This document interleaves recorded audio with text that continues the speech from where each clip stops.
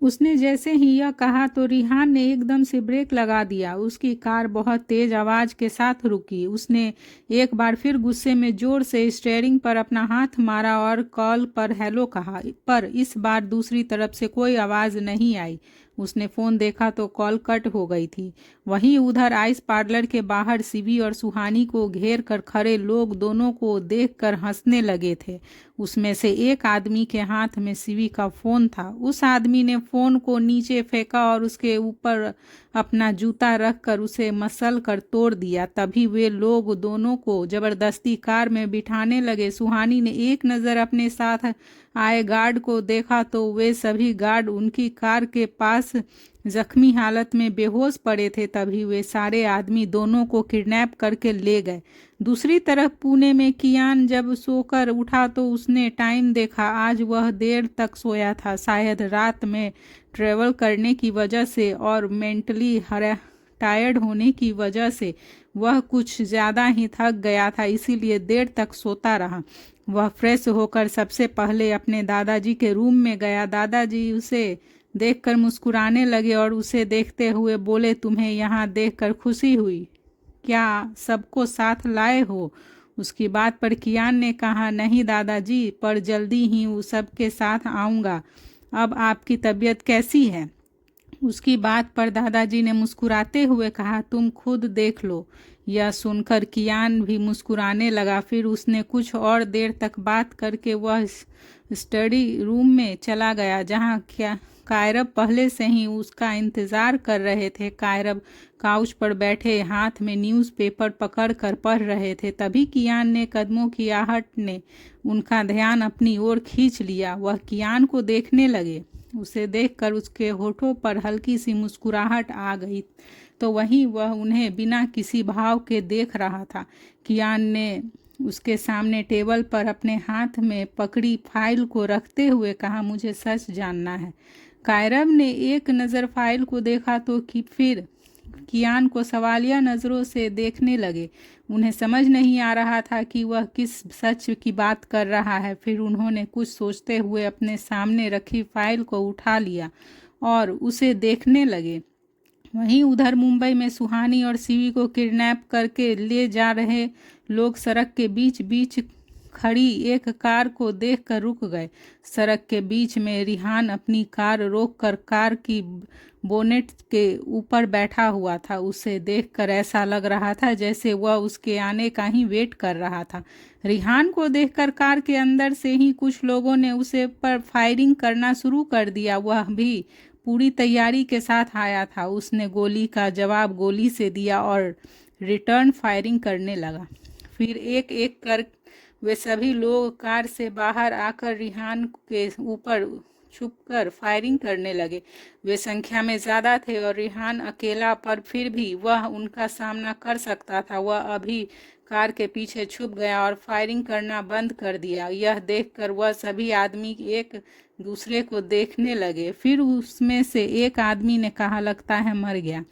उसकी बात से सबने सहमति जताई और वह सभी अपने हाथों में गन लिए उसकी कार के पास जाने लगे। कार के पास पहुंचकर वे लोग उसे ढूंढने लगे, पर उन्हें रिहान की कहीं नहीं दिखा। तभी रिहान ने विसल बजाई और सभी उसकी ओर देखने लगे। वह उससे काफ़ी दूर खड़ा था। उसे जिंदा देखकर उन लोगों ने एक बार फिर अपनी गन को उसके ऊपर पॉइंट कर दिया। तभी रिहान ने भी अपनी गन से एक बुलेट फायर की, पर उसका निशाना वे आदमी नहीं थे। उसने अपनी कार के पेट्रोल टैंक पर निशाना लगाया हुआ था। बुलेट के पेट्रोल टैंक पर लगते ही कार ब्लास्ट हो गया और उस ब्लास्ट में वे सभी आदमी भी मर गए। यह देखकर रिहान अपने होठों को तिरछा करके मुस्कुराया। फिर उसने अपने कदम उस गाड़ी की तरफ बढ़ा दिए जिसमें वे लोग सुहानी और शिवी का किडनैप करके ले जा रहे थे। गाड़ी के पास आकर उसने जैसे ही गाड़ी का डोर ओपन किया तो उसने देखा कि गाड़ी में कोई नहीं था। गाड़ी को खाली देखकर रिहान के चेहरे पर गुस्सा आ गया और उसने जोर से एक लात गाड़ी के टायर पर मारी और अपने हाथ में पकड़ी हुई गन को ऊपर करके हवा में फायर करने लगा। दूसरी तरफ कायरो अपने सामने रखी उस फाइल को देख रहे थे कि तभी कियान ने कहा, मुझे 24 साल पहले आपके जितने भी पार्टनर्स और बिजनेसमैन राइवल्स थे उसके बारे में जानना है।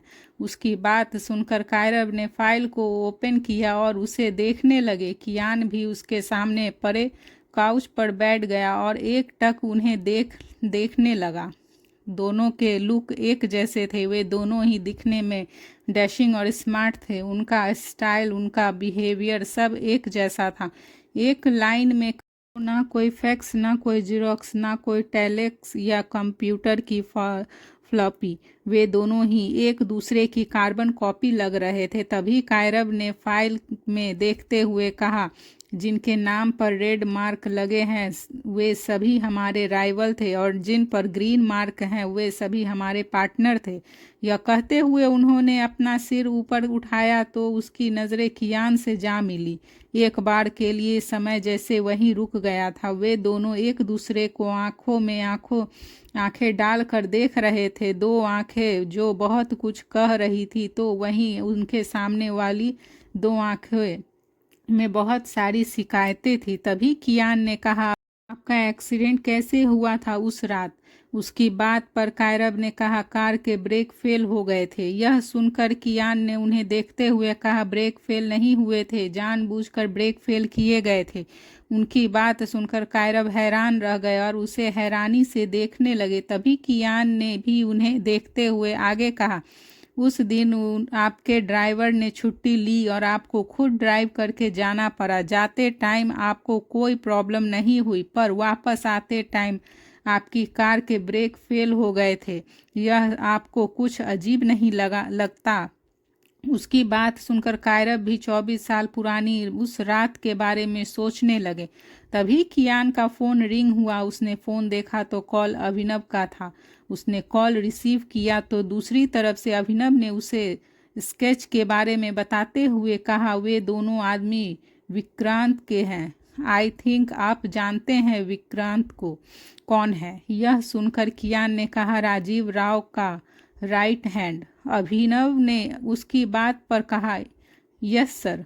उसने जो अभी नाम लिया था उसे कायरब ने भी सुना और वह नाम सुनकर अपनी जगह पर खड़े हो गए और कियान को देखने लगे। तभी कियान कॉल पर था। बात करके पीछे मुड़ा तो कायरब उसे ही देख रहे थे। कायरब उसके पास गए और उससे कहा, मुझे सब बताओ जो भी तुम जानते हो। फिर कियान ने उन्हें हरीश की कही हुई सारी बातें बता दी। सब सुनने के बाद उन्हें समझ आ गया था कि 24 साल पहले उनका एक्सीडेंट क्यों और किस वजह से हुआ था।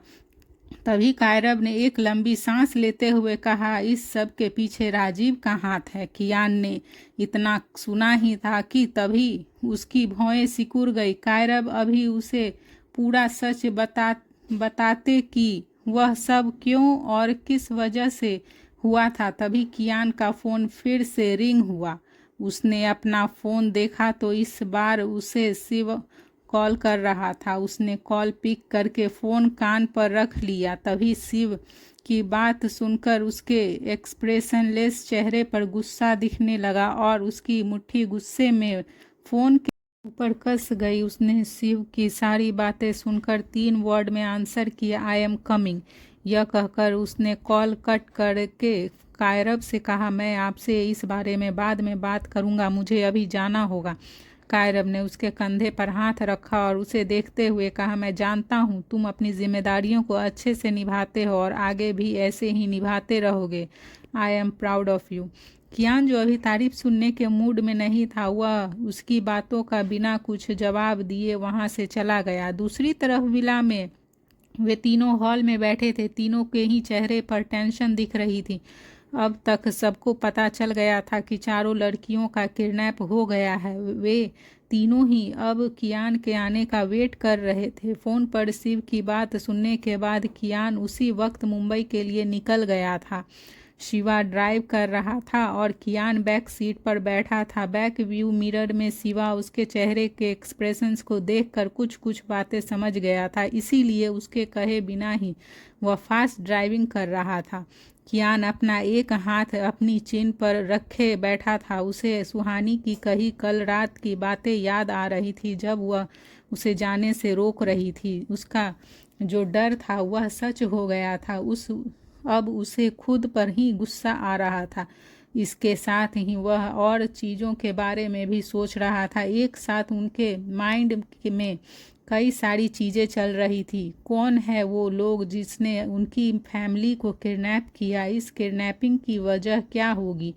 कौन है इस बार जो उस पर छुप कर वार कर रहा है? उसके मुंबई में न होने का फ़ायदा किसने उठाया है? वह इन्हीं सबके बारे में सोच रहा था। कियान जानता था कि उसके दुश्मन कम नहीं है, पर उसके किस दुश्मन ने यह किया है यह वह नहीं जानता था। जहां एक तरफ कियान सबके बारे में सोच रहा था, तो वहीं दूसरी तरफ सुहानी और शिवी को भी किडनैप करके वही लाया गया था जहां आशु और स्वाति को रखा गया था।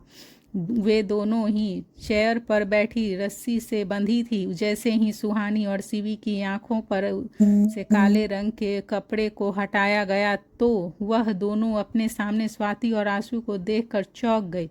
वे कुछ कहती उससे पहले ही दोनों लोग आगे आए और वह रखी चेयर पर सुहानी और शिवी को बिठाते हुए उन्हें भी रस्सी से बांध दिया। वे चारों ही रस्सी से बंधी थी, पर उनके होठों पर आज़ाद थे। तभी सुहानी ने लाउड में वॉइस में कहा, कौन हो तुम लोग और हमें यहाँ क्यों लाए हो? तभी एक शख्स ने अंधेरे से रोशनी में उसकी तरफ देखते हुए कहा, देखो तो सही मिसेस ओबरॉय को कितना गुस्सा आ रहा है। वह आदमी अब सुहानी के सामने खड़ा था। उसने उस आदमी को देखा, पर वह उसे पहचान नहीं पाई। तभी सुहानी ने उसे देखते हुए पूछा, कौन है आप और हमें यहाँ इस तरह क्यों लाए हैं? वह आदमी कोई और नहीं बल्कि अक्षय सिन्हा का डैड रजत सिन्हा था। रजत सिन्हा ने मुस्कुराते हुए उनकी बात पर कहा, मैं वही हूँ जिनका बेटा आज तेरे वजह से इस दुनिया में नहीं है, और अब मैं तुझे मार कर अपने बेटे की मौत का बदला लूँगा। बहुत शौक है ना तेरे पति को सबको सज़ा देने का? अब एक सज़ा मैं उसे दूंगा जब मैं तुम्हें उसकी आंखों के सामने मारूंगा। उसकी बातें सुनकर सुहानी स्माइल करने लगी। उसे स्माइल करते देखकर रजत के साथ साथ स्वाति, आशु और शिवी तीनों ही उसे हैरानी से देखने लगी थी। फिर सुहानी ने अपनी हंसी को कंट्रोल करते हुए कहा, सीरियसली अंकल, आप मुझे मिसेस कियान ओबरॉय को मार सकते हो? क्या आपको सच में ऐसा लगता है कि आप यह कर सकते हो? आप कियान ओबरॉय की वाइफ को मार सकते हो?